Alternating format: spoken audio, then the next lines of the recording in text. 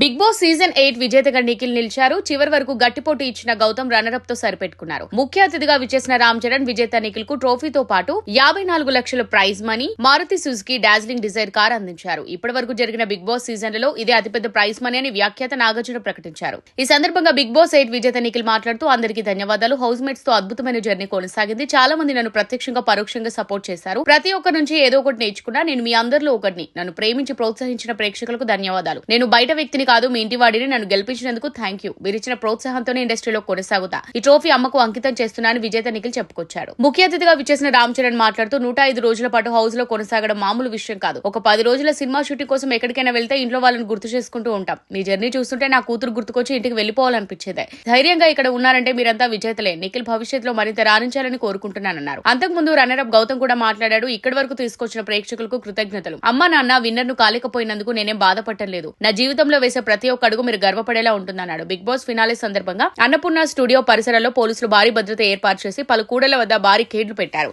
ఎలాంటి అవాంఛనీయ ఘటనలు జరగకుండా ముందస్తు జాగ్రత్తలు తీసుకున్నారు.